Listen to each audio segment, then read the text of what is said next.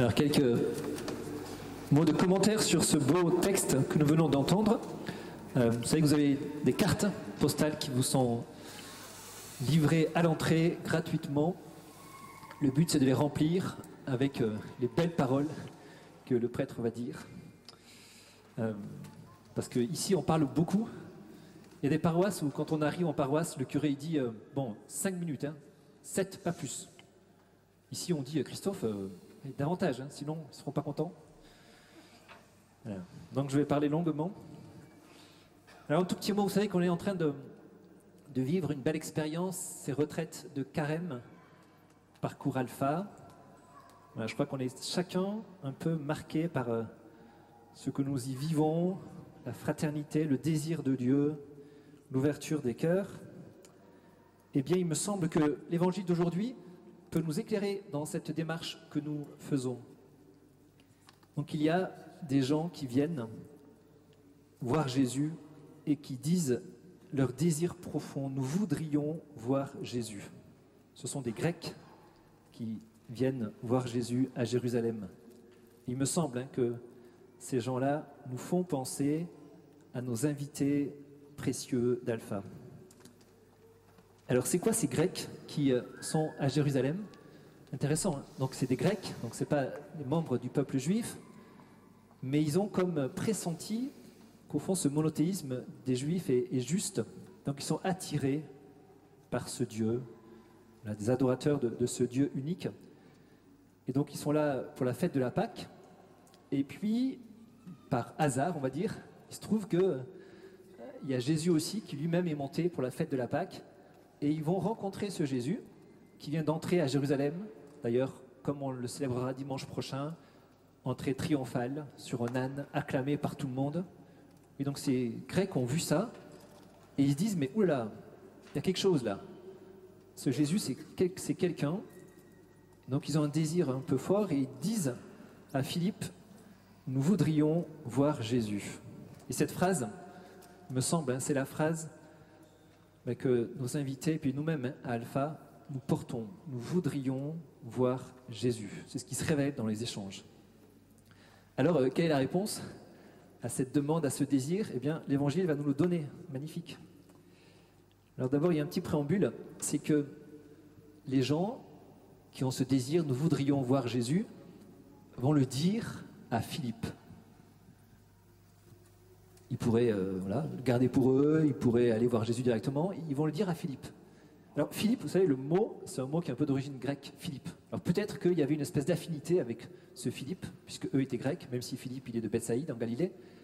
Et donc, parce qu'il y a un petit lien amical, fraternel, eh bien c'est le lieu qui permet un déploiement plus large. Vous voyez, si à Alpha, on mange ensemble, vous voyez, c'est pour créer des liens, et après, il y a un développement spirituel ou pas.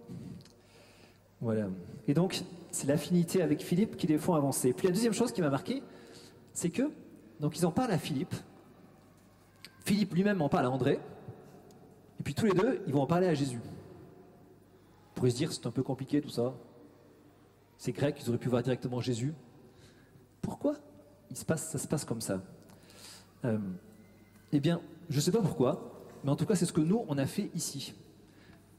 Ce panneau magnifique que je souligne à chaque fois, c'est très beau. En fait, ce panneau, ça veut dire que parmi vous, il y a des gens qui ont entendu des personnes leur dire « Nous voudrions voir Jésus ». Vous êtes venus ici le dire à d'autres, comme Philippe l'a dit à André, et puis on l'a mis sur ce panneau pour le dire à Jésus. On est venu dire à Jésus « Il y a des gens qui voudraient te voir ». Donc c'est très fort.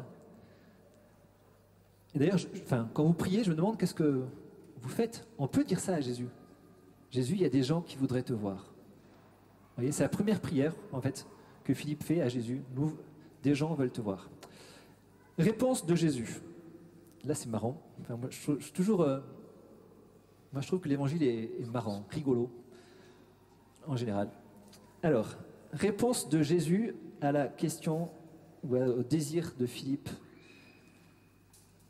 On pourrait inventer, d'ailleurs. Donc, vous savez ce qu'il va répondre, mais qu'est-ce que Jésus aurait pu répondre quand Philippe et André viennent en disant « Des gens veulent te voir ». Il pourrait dire, sortir son agenda, Des gens veulent me voir, très bien. Dimanche, 10h30, s'ils veulent. On sent bien que ce n'est pas le but de la demande de Philippe, de fixer un rendez-vous. Ce que Jésus aurait pu répondre aussi, mais ils auraient pu me dire, mais ils veulent me voir, mais on voit que moi ces temps-ci. Toute la foule m'a acclamé, tout le monde a mon nom sur les lèvres. Qu'est-ce que ça veut dire? Voilà, alors c'est pas ce que Jésus répond. La troisième chose qu'il aurait pu répondre, il aurait pu dire, en fait, ils veulent me voir, eh bien, c'est vrai que depuis longtemps, je fais plein de signes extraordinaires. Il y a quelques semaines même, j'ai ressuscité Lazare, donc c'est pas rien. J'ai fait retourner un mort à la vie. Ils veulent me voir, eh bien, ils ont bien raison. Et puis, ils n'ont rien vu encore, vous allez voir. Là, je vais envoyer du lourd. Je vais mettre le paquet. On pourrait penser ça, que Jésus va dire, mais voilà, ils seront contents du voyage. Et d'ailleurs, c'est peut-être ce que les apôtres rêvaient quand ils vont voir Jésus en disant, les gens veulent te voir. C'est une manière de dire à Jésus, mais allez, vas-y, montre ce que tu as un peu dans le cœur. Vous voyez, c'est comme des parents. Imaginez que, je sais pas quoi, des parents qui ont un enfant qui...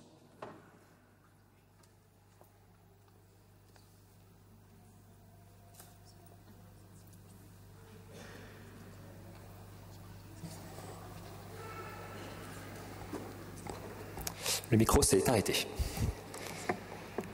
Alors, imaginez donc des parents dont un enfant chante très bien, mais ils l'ont entendu juste à la maison. Et puis un jour, ils aimeraient bien que leur enfant chante devant tout le monde. Vous voyez, là c'est un peu pareil.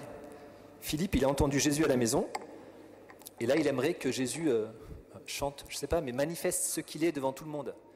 Vous voyez, c'est ce désir. Eh bien, nous voudrions voir Jésus. Qu'est-ce que Jésus va répondre? Imaginez toute l'attente autour de lui. Voici ce que Jésus répond. Il dit, ils veulent me voir. Ben, ça tombe bien, parce que c'est l'heure, je vais mourir.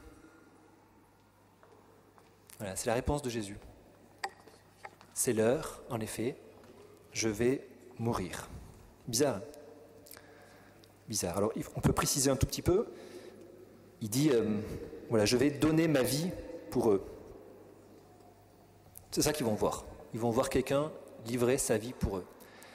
On pourrait être déçu, surtout vu les préparatifs que Jésus a fait auparavant, les miracles, les signes extraordinaires. On pourrait être déçu de cette réponse de Jésus.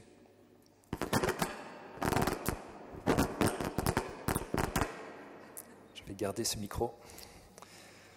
Eh bien, si on est déçu, ça veut dire qu'on ne connaît pas Jésus.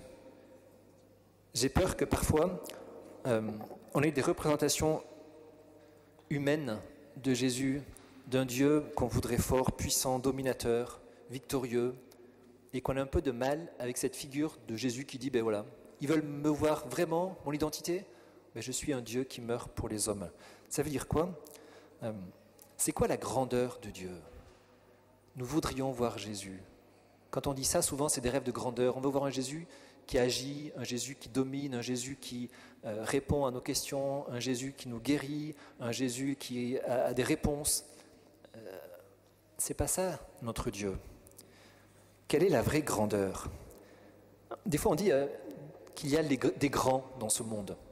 Il y a des grands dans ce monde, chefs d'État, tout ça. Est-ce que vous trouvez que c'est très grand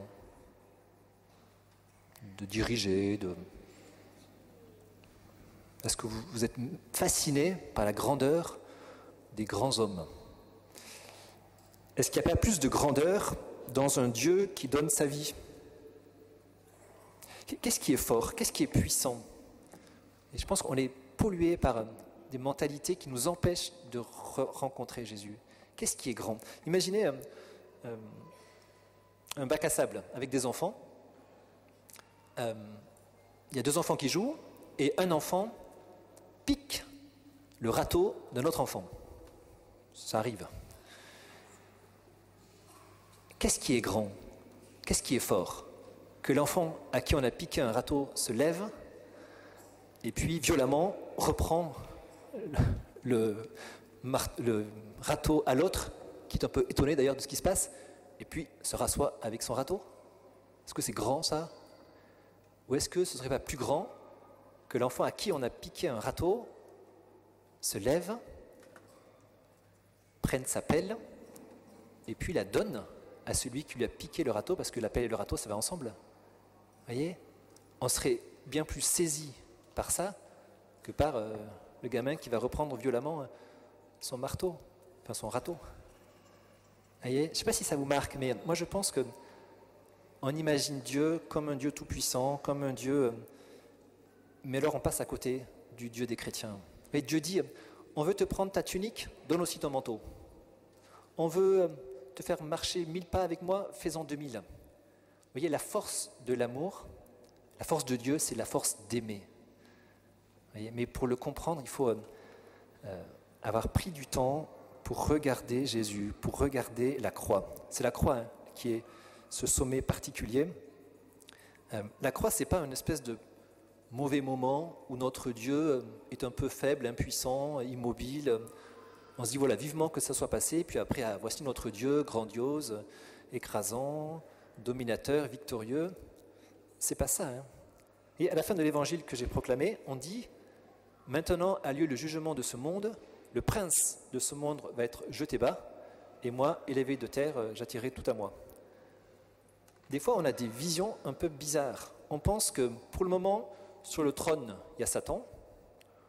Et on se dit, bon, super, vivement que le bon Dieu arrive, qu'il chasse le mauvais, Satan, et puis qu'il se mette sur son trône, à la place, quoi. Mais on se trompe. On se trompe. On voudrait que Dieu domine à la manière du monde, que Dieu écrase comme le monde écrase. Vous voyez? Et c'est pas ça. Vous voyez, le trône de Dieu, vous le connaissez, le trône de Dieu, c'est la croix. Il domine en donnant sa vie, il domine en pardonnant. Le moment où Dieu est le plus attirant, où il est le plus, où il sollicite les gens, c'est le moment où il est le plus passif, immobile, cloué. Là est sa grandeur, là est sa puissance. Bizarre. Mais notre cœur le perçoit. Les gens qui souffrent, les gens qui voient très bien la grandeur de Dieu sur la croix, voient très bien que là il y a de la grandeur, là il y a de la puissance, là il y a quelque chose qui est saisissant. Voilà. C'est une espèce de petite contemplation de ce Jésus